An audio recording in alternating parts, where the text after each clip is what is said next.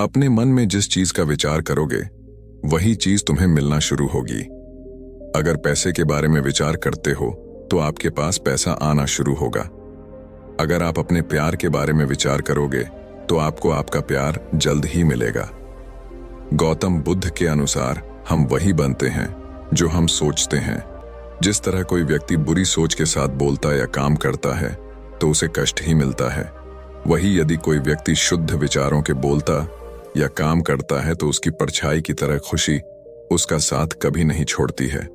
वही गौतम बुद्ध की यह कहानी जो आज हम आपको बताने जा रहे हैं। इसे सुनने के बाद आप जीवन की सभी समस्याओं को चुटकियों में हल करने में सक्षम रहेंगे। दोस्तों, एक बार की बात है, महात्मा बुद्ध प्रवचन दे रहे थे। प्रवचन में आसपास के बहुत से लोग शामिल थे। सभी लोग ध्यान से बुद्ध को सुन रहे थे। कुछ देर में प्रवचन समाप्त हो गया। तब लोगों ने बुद्ध को प्रणाम किया और अपने अपने घर को चल पड़े। पर एक युवक वहां पर ही बैठा रह गया। बुद्ध की नजर उस युवक पर पड़ी तो वे पूछ बैठे, क्या बात है, कोई जिज्ञासा है क्या? युवक बुद्ध के पास गया और प्रणाम करके बोला, प्रभु, बहुत उलझन में हो। जितना इस बारे में सोचता हूं उतना ही उलझ जाता हूं। कैसी उलझन है बातस? बुद्ध ने प्रश्न किया। युवक हाथ जोड़कर बोला, प्रभु, यह संसार कितना विशाल है। संसार में लाखों करोड़ों लोग निवास करते हैं। उनमें भी एक से बढ़कर एक विद्वान, कलाकार, योद्धा। ऐसे में उन सब के बीच में जैसे सामान्य प्राणी का क्या मूल्य है? युवक की बात सुनकर बुद्ध मुस्कुरा दिए। वे बोले, तुम्हारी जिज्ञासा का उत्तर मिल जाएगा, पर इसमें थोड़ा सा समय लगेगा।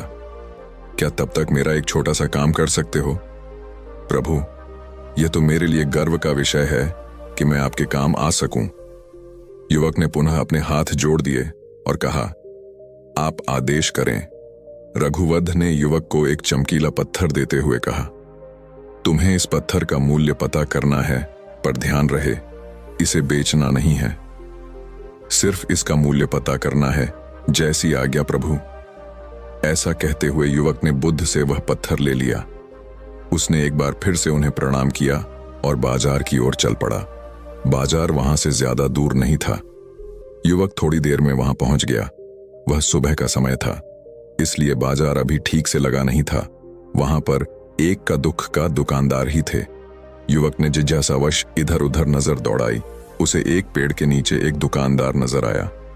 वह आम बेच रहा था। युवक उस दुकानदार के पास पहुंचा और उसे पत्थर दिखाते हुए बोला, क्या आप इस पत्थर की कीमत बता सकते हैं? दुकानदार एक चालाक व्यक्ति था। पत्थर की चमक देखकर वह समझ गया कि अवश्य ही यह कोई कीमती पत्थर है। वह बनावटी आवाज में बोला, देखने में तो कुछ खास नहीं लगता, पर मैं इसके बदले दशाम दे सकता हूं। दुकानदार की बात सुनकर युवक को हल्का सा क्रोध आ गया। वह मन ही मन बताया, यह आदमी मुझे बेवकूफ समझता है।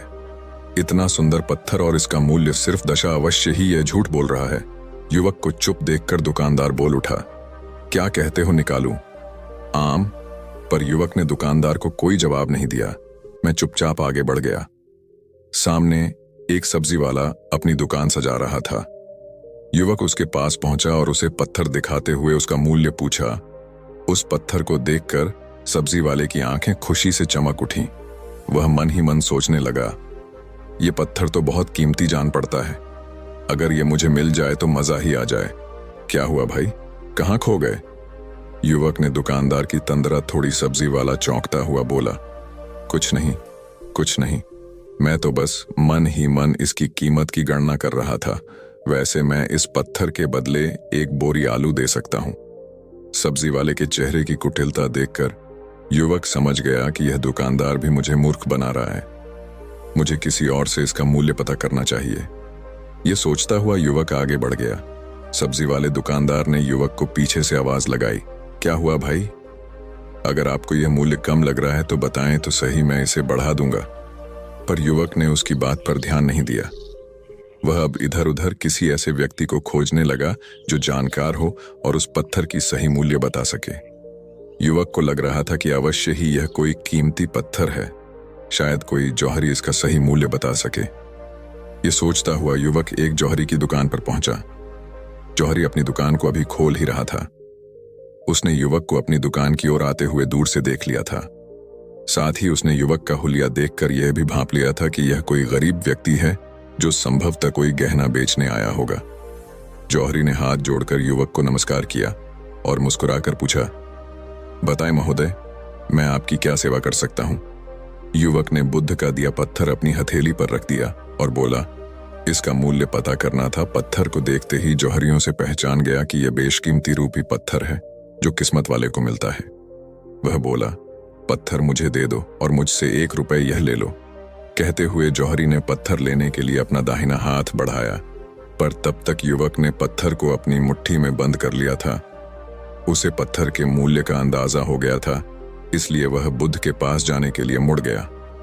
जौहरी ने उसे पीछे से आवाज लगाई, अरे रुको, तो भाई मैं इसके 50 लाख दे सकता हूं।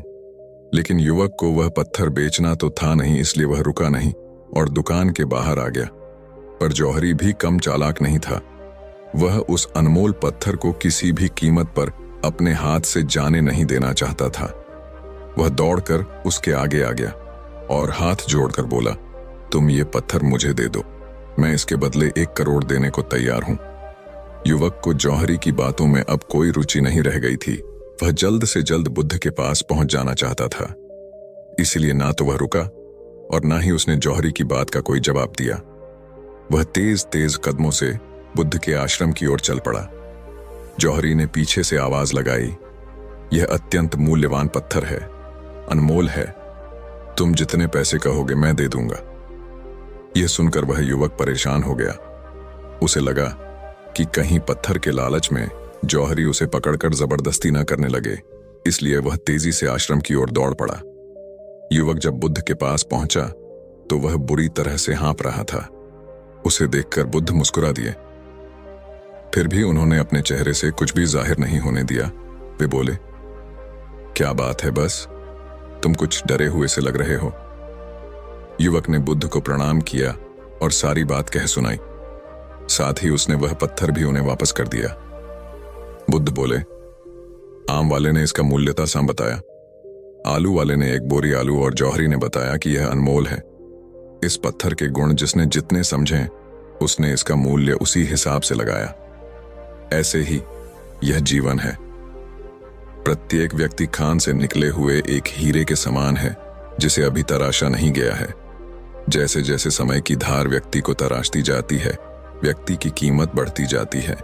यह दुनिया व्यक्ति को जितना पहचान पाती है उसे उतनी ही महत्ता देती है। कहते हुए बुद्ध एक क्षण के लिए रुके, फिर बोले, किंतु आदमी और हीरे में अंतर यह है, हीरे को कोई दूसरा तराशना है और व्यक्ति को अपने आप को स्वयं ही तराशना पड़ता है। और जिस दिन तुम अपने आप को तलाश लोगे, तुम्हें भी तुम्हारा मूल्य बताने वाला कोई ना कोई जौहरी मिल ही जाएगा। गौतम बुद्ध उस लड़के को यह सीख देना चाहते थे कि जो इंसान अपने मन में खुद के बारे में विचार करता है वह व्यक्ति उसी के समान बनता जाता है।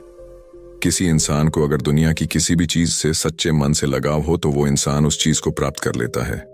वही जो इंसान अपनी मनचाही चीज को प्राप्त करने में असर था, उस इंसान ने अपने मन में सच्चे भाव से उस चीज को चाहा नहीं होता है। वही दोस्तों, गौतम बुद्ध की इस प्रेरणादायक कहानी को आप अपने मित्रों के साथ शेयर जरूर कीजिए ताकि उन्हें भी गौतम बुद्ध के असल ज्ञान के बारे में पता चल सके।